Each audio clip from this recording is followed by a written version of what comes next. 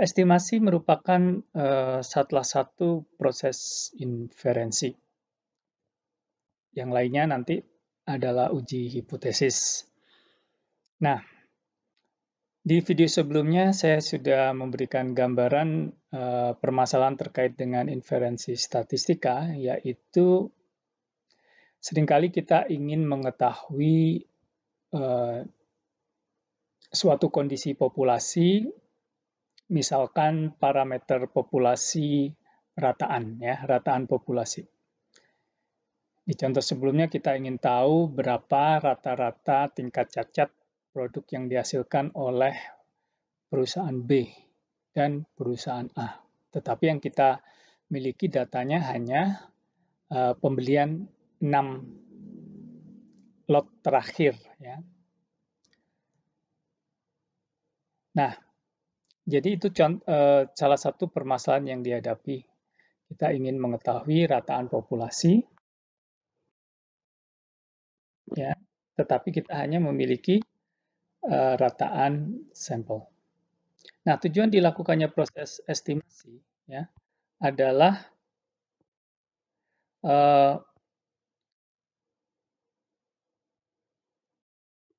untuk memperkirakan parameter populasi tertentu berdasarkan sampel yang dimiliki.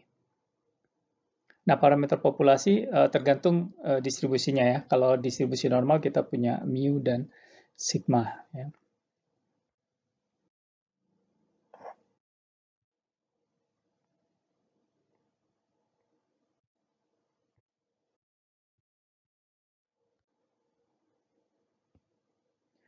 Nah, terdapat dua jenis estimasi, yaitu estimasi titik atau disebut juga dengan point estimate.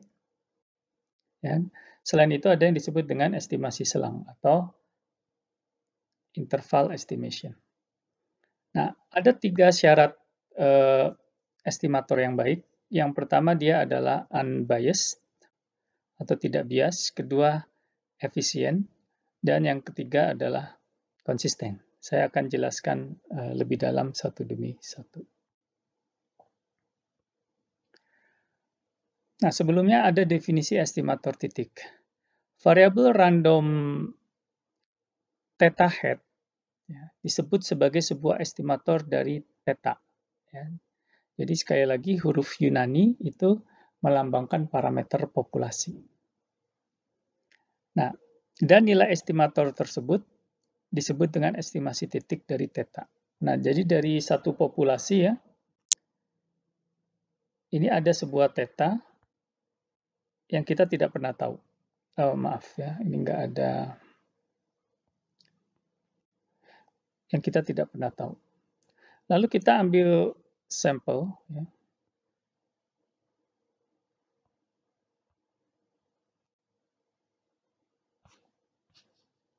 berukuran n Ini kita tidak pernah tahu ya theta. Nah, dari sini kita hitung nilai theta hat. Hat itu menunjukkan estimator atau estimasi. Nah, theta hat itu fungsi dari X1, X2, sampai dengan Xn. Seperti ini. Nah, ini contoh ya. Untuk mengukur kekerasan Rockwell dari produksi poros sebuah pabrik, jadi Rockwell itu adalah ukuran kekerasan logam. Sebuah sampel random berukuran 10 akan diambil. Jadi dari produksi pabrik itu dipilih 10 poros secara random. Sehingga rataan dari seluruh poros yang telah sedang dan akan dihasilkan pabrik tersebut, atau mu, yang kita tidak pernah tahu, dapat diestimasi. Dalam hal ini terdapat beberapa estimator yang mungkin diambil. Estimator yang pertama, theta hat 1, adalah mean dari sampel atau X bar. Estimator kedua adalah theta hat 2, pengamatan kedua dari sampel. Pengamatan kedua. Jadi kalau kita ngambil 10 kali, pengambilan ke-10 itu yang kita jadikan sebagai estimasi untuk mu. Yang ketiga adalah nilai terbesar dari sampel random. Dari 10 itu mana yang terbesar? Kalau yang terbesar didapatkan 76, nah berarti kita simpulkan rataan dari seluruh poros yang dihasilkan oleh pabrik tersebut adalah 76. Nah, pertanyaannya dari ketiga estimator ini, mana yang paling baik? Mana yang memenuhi tiga syarat estimator tadi? Nah, syarat pertama adalah unbiased estimator. Ya, definisinya adalah estimator theta head. Jadi sekali lagi estimator itu punya head ya. Dikatakan sebagai estimator yang tidak bias jika ekspektasi dari theta head sama dengan theta. Jadi kan theta head itu berubah-ubah dari satu sampel ke sampel yang lain. Jadi kalau contohnya X bar, kita mengambil 10 poros, X barnya 73,2. Ngambil lagi X barnya 75,1. Ngambil lagi 74,2. Jadi X bar selalu berubah-ubah. Theta head 1 selalu berubah-ubah. Nah, di kuliah-kuliah sebelumnya kita sudah melihat bahwa setiap variabel random bisa dihitung ekspektasinya. Jadi X bar berubah-ubah, kita tapi bisa expect rataan dari X bar berapa. Nah, jadi rataan atau ekspektasi dari X bar ya atau mu X bar itu harus sama dengan mu X atau mu agar X bar dikatakan sebagai estimator yang unbiased. Jadi ini ya. Jadi kalau sekarang kita membahas tentang X bar ya, ekspektasi dari X bar itu harus sama dengan mu. Ya, karena kan X bar itu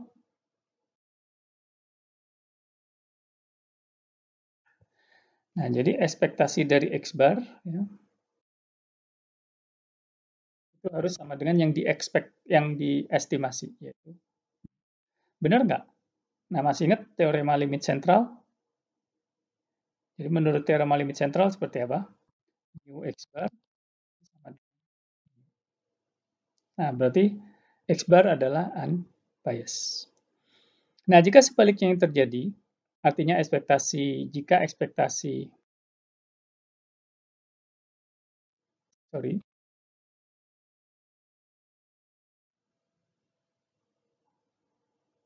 maka theta dikurangi ekspektasi theta head tidak sama dengan 0. Ya. Nah, selisihnya itu disebut dengan bias. Nah, dari ketiga estimator tadi, ini ekspektasi dari theta head 2 berapa? Itu kan sama dengan ekspektasi dari X2, pengamatan kedua. Tapi pengamatan kedua itu kan sebuah X. Ya. Ekspektasi dari sebuah X. Itu sama dengan, berarti ini juga unbiased. Jadi theta head 2 unbiased.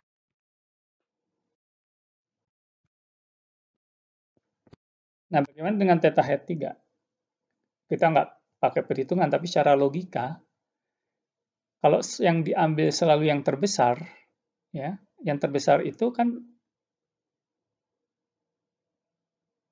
kemungkinan besar di atas rata-rata. Ya. Jadi kalau saya punya 10X, yang terbesar dari 10 itu di atas rata-ratanya, kemungkinan besar rata-rata populasi.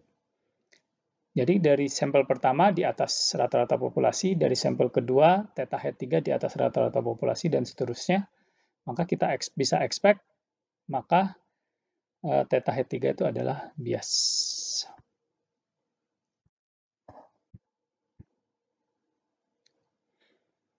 Nah, ada mean square error ya, jadi selisih antara theta head dengan theta. Jadi dari satu populasi ya, oke ekspektasinya mungkin 0 ya. Jadi ekspektasi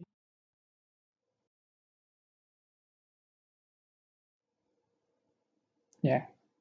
Kenapa? Karena ekspektasi theta head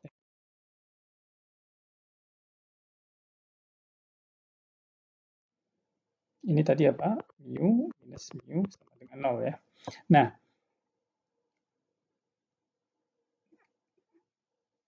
tetapi eh, dari satu sampel ke sampel yang lain, theta head itu tidak sama dengan theta. Yang sama dengan theta itu adalah ekspektasinya. Ya. Nah, jadi dari satu sampel ke sampel yang lain sama dengan nol. Ya. Ini selisihnya disebut dengan error. Misalkan mu sebenarnya kita keluar dengan 24. Berarti kan errornya ada minus 1. Nah, ekspektasi dari error kuadrat itu disebut dengan mean square error.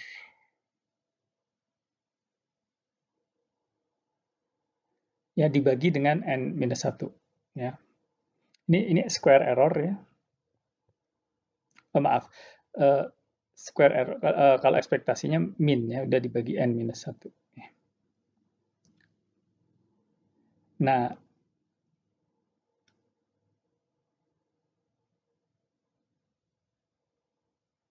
untuk estimator yang tidak bias, MSE-nya sama dengan variansinya.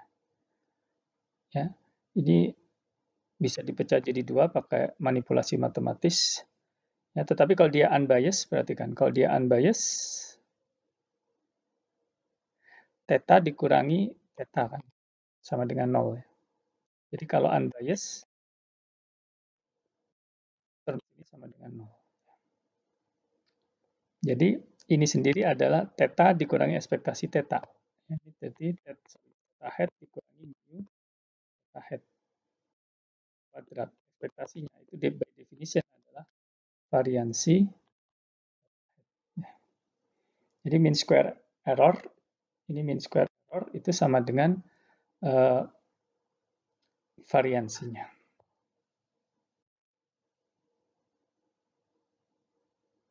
Nah, terkadang estimator yang tidak bias digunakan meskipun dia bukan estimator yang paling efisien. Ya. Ini adalah contoh estimator unbiased ya, S kuadrat, untuk mengestimasi sigma kuadrat. Ini ada estimator yang lain, ini bias. Ya, bisa dibuktikan, bisa dilihat di buku Walpole ya cara pembuktiannya. Ini memiliki MSE terkecil ya. Maaf, lebih kecil. Tetapi kita memilih S kuadrat karena dia.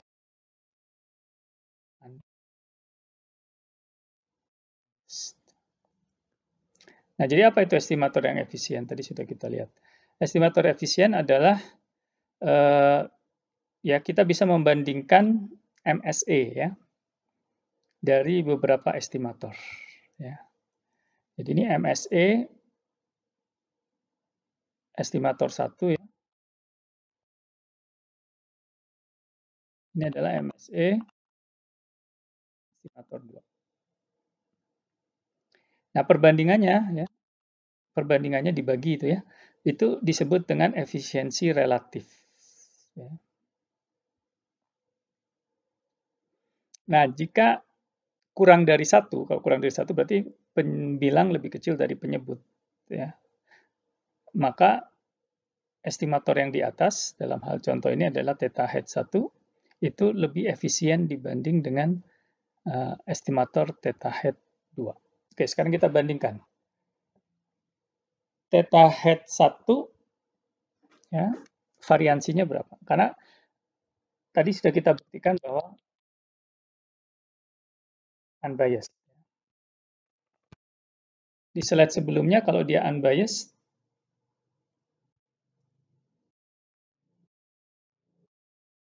MSE sama dengan variansi. Jadi kita bisa cek MSE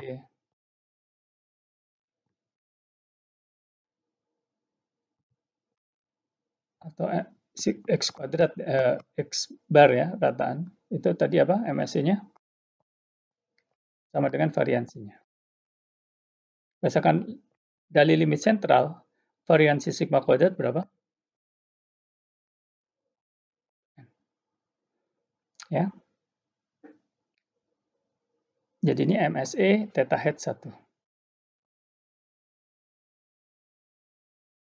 Nah, MSI theta hat 2 itu variansi dari X. Karena pengamatan kedua itu kan sebuah X.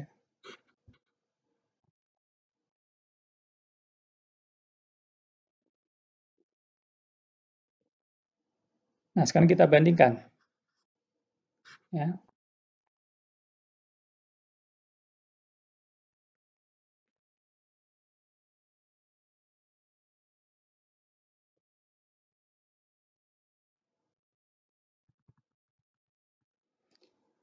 Ini kurang dari 1. Kalau N-nya, kalau sampelnya lebih besar dari 1.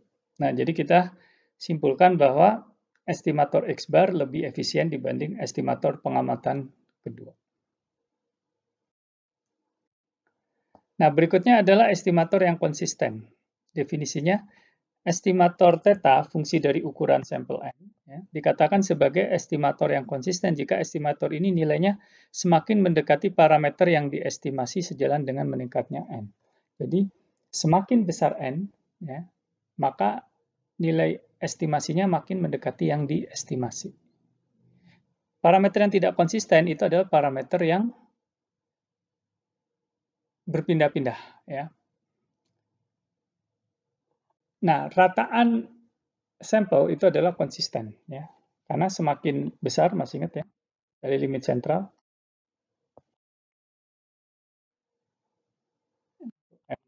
let's say segini, kalau untuk N50 dia, untuk N100, kenapa? Karena sigmanya makin kecil. Sigma X bar mengecil jika N bertambah. Nah, perhatikan, kalau 100 berarti X bar itu ya di sini-sini saja. Kalau dia ukuran sampel 10, X bar bisa di sini, bisa di sini. Seperti ini. Artinya semakin besar ukuran sampel, dia makin mendekati mu. Ya, nilai X bar-nya di sekitaran mu makin dekat. Ya. Jadi dia konsisten. Coba bandingkan dengan pengamatan kedua. Ya. Untuk N10 seperti ini. Karena dia X ya. Distribusinya sama dengan distribusi theta hat 2 sama dengan distribusi X. Untuk N100 ya seperti ini juga. Untuk N1000 karena pengamatan kedua tetap X kan. Nggak peduli ukuran sampelnya berapa, pengamatan kedua tetap X. Nah, jadi dia nggak makin mendekati, karena bisa di sini, bisa di sini, bisa di sini. Untuk 10 bisa di sini, untuk 100 bisa di sini, untuk 1000 bisa di sini juga. Jadi tidak tidak semakin mendekati mi. Beda dengan di sini. Kalau dia ukuran sampelnya 1000, kecil kemungkinan dia di sini. Kecil kemungkinan dia di sini. Kalau dia 1000. Kalau dia di 1000 ya sekitar sini. Ya. Jadi theta hat 1 adalah konsisten, theta hat 2 pengamatan kedua tidak konsisten. Nah, ini ilustrasinya ya. Dari ketiga estimator ini mana yang unbiased? Nah, kalau yang unbiased berarti mu-nya sama dengan theta. Ya, ekspektasi theta. Nah, yang sama dengan theta itu adalah ini dan ini. Ya, berarti unbiased. Yang efisien yang mana? Yang efisien adalah yang paling runcing ya, yang variansinya paling kecil. Yang paling runcing adalah unbiased dan efisien itu adalah theta hat 1. Dia sudah unbiased, dia dibanding theta hat 2 adalah variansinya lebih kecil. Jadi dia lebih efisien. Nah, seringkali kita mengutamakan unbiasedness dibandingkan dengan efisiensi. Nah, jadi biasanya kita kumpulkan estimator-estimator yang unbiased, baru di antara mereka yang unbiased tersebut dicari yang variansinya terkecil. Nah, ini kita sebut sebagai theta hat 0. Ya, yang variansinya paling kecil di antara yang unbiased. Disebut juga sebagai minimum variance unbiased estimator. Nah, ada teorema Cramer-Rao yang mengatakan variansi dari sebuah estimator tidak mungkin ya, lebih kecil dari ini. Jadi dia selalu lebih besar, variansi dari sebuah estimator selalu lebih besar atau sama dengan. Konsekuensinya apa? Jika sebuah estimator ya, jika sebuah estimator variansinya sama dengan ini, berarti dia di batas bawah ketidaksamaan Cramer-Rao. Tidak akan ada estimator lain yang variansinya lebih kecil. Ya. Jadi kita ingin membuktikan estimator yang paling efisien itu terjadi kalau variansinya sama dengan. Nah, ini contoh pada kasus kekerasan tadi, kita ingin melihat batas bawah dari pertidaksamaan Cramer-Rao. Jadi dimasukkan ke sini ya. Pertama kita cari dulu law-nya ini. Ini law-nya. Kemudian kita turunkan. Ini turunannya. Kemudian kita ekspektasikan kuadrat dan dikalikan N. Ekspektasikan kuadrat. Kemudian kita kalikan N diseperkan. Hasilnya adalah seperti ini. Coba perhatikan. Jadi batas bawah ketidaksamaan Cramer-Rao adalah sigma kuadrat per N. Variansi X kuadrat berapa? Artinya apa? Variansi X kuadrat itu di batas bawah ketidaksamaan Cramer-Rao. Jadi tidak akan ada variansi estimator lain yang unbiased, ya, tidak ada variansi estimator lain yang unbiased yang lebih kecil dari sigma kuadrat per N. Maka X bar itu adalah estimator yang paling efisien di antara estimator unbiased untuk mu. Nah, jadi itulah alasannya. Kenapa kalau kita mengestimasi rataan populasi, kita menggunakan rataan sampel. Karena sudah terbukti bahwa rataan sampel adalah pertama unbiased, ya, dari dalil limit sentral, dan yang kedua, dari pertidaksamaan Cramer-Rao, dia variansinya di batas bawah. Artinya tidak ada estimator lain yang variansinya lebih kecil. Baik, kita akhiri video kali ini.